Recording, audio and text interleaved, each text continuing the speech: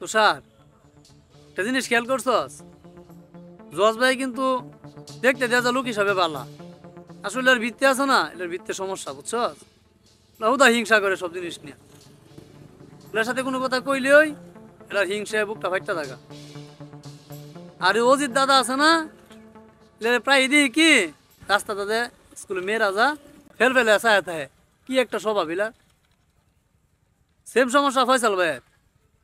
ফয়সাল ভাই দুইটা বিয়ে করছে, এখনো মনে কর আর একটা বিয়ে করার লাগিয়া এলা প্রতিদিন আমার কাছে ব্যান ব্যান করে। এই মানুষগুলো আছে না, স্বভাব জানি কে এরকম, হেরা স্বভাব জীবনও ভালো হইতো না। তুই এত খবর আস কেমনে? তুই তো বিবিসি নিউজেতে ছাড়াইছস, তোর কাছে এত খবর আই কেমনে? এলাকার মানুষের খবর লইয়াম, এটা বিবিসি নিউজ হয়ে গেছি কেনা। তোর কাম তুই করবি, এলাকার কেডা কি করছে তোর এত তো জানি লাভ আছে। তোর কাম করগা, তুই আমার দেখতে রস না, বুঝি না রে, উচিত কথা কইলে তুই আমার দেখতে রস না। কি করেন? কাজ করেন? কিছু শুনছো নি? সুমনের বউ তো বাইকা গেছে গা। আর ওই কাশেম আছে না, কাশেমের বউর ঘর 4টা বাবু হয়েছে। কৌছে কাশেমের মতন বেটার যদি 4টা বাবু হতে কেমনে সংসার চালাইবো, এর কোনো চিন্তা নাই। আর ওই কাইমের মা আছে না, এটা প্রতিদিন ওই রাস্তাটার মধ্যে পানির ফিসকি বালায় থুয়ে দে, আড়ার কোনো ব্যবস্থা নাই। এলে আসলে মানুষটা খুব খারাপ, সব সময় দিয়ে ইতা করে। তুই অতটা বিচারাস করে, অতটা দেহস করে, তোর কোনো কাম নেই দিন নেই, খালি তামাই চারটা বুঝ বিচারাস চলস। আপনার কাছে কিছু কইতে গেলেও দোষ, কোনো কিছু কইয়া শান্তি পাই না। খবরটা সহজে ফাইন, বুঝেন না। মুসলমানি দাওয়াত গেছিলেন, দেখছেন মিয়া ছোট ছোট মাংসের সাইজ করছে, লবণ নাই মরিচ নাই, দাওয়াত দিয়ে বইতে, বুঝছেন? মনে করে দাওয়াত দিতে লই মানুষ টেহা দাঁড়াইব। আজকাল মানুষ কি মাগনা খাইতো যা। আর ওই কাশেমের দিদা আছে না, সারাদিনে দিই কি মোবাইল মধ্যে কি একটা আড়ার মধ্যে মাকে একটা মোবাইল পাইছে, লইয়া করে মনে করেন খালি কি আর বলে টিকটক করে সারাদিন হই।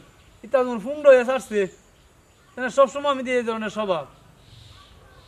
আর ওই যে আছে না পাতি নেতা, ওই যে আমরা যে হুমকি দিছি, নেতাগিরি শেষ, বাঘ যে সবসময় মেয়ে হেতা করে, বুঝছেন? হের মতো হে মানে বুঝাইতেছে, হে জানি করে আমরা দেশে তুলা দিলি হইলি, মানে তুই দেখ কেটা দেশের থেকে গেছে গা।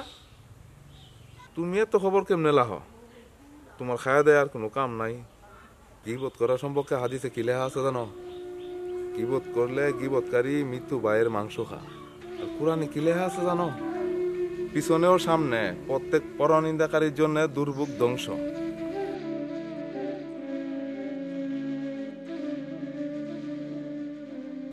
চাচা কথা কইতে মাইছি, কও।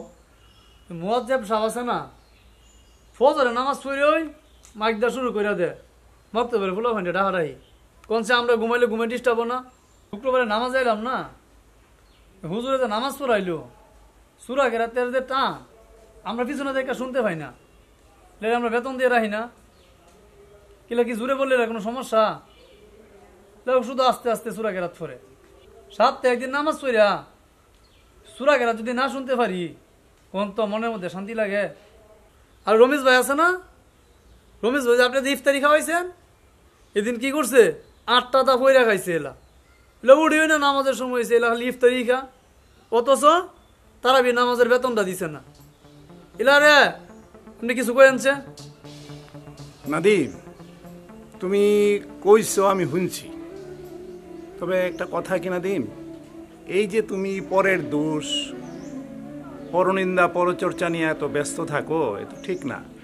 ওই মুয়াজ্জেম সাহেব কি করলো, ওই তো মসজিদের সভাপতি আছে, এটা ওনারা দেখবে। তারপর তুমি আরেকটা কি দোষের কথা কইলা, ওইটার ব্যবস্থা দেখার লোক আছে। পরনিন্দা পরচর্চা এটা খারাপ জিনিস না, এগুলো করো না, এগুলো ভালো না। তুমি এটা জানো হাদিসে আছে যে তুমি মারা যাওয়ার পর তোমার ভালো কাজের যে সুফলগুলি, সওয়াবগুলি, এগুলি কিন্তু তোমার থেকে কাইটা নিয়ে যাবে, পরিষ্কার লেখা আছে, তুমি এগুলি দেখো। এগুলি করো না, অভ্যাসটা ভালো করো, তুমি ভালো হয়ে যাবে।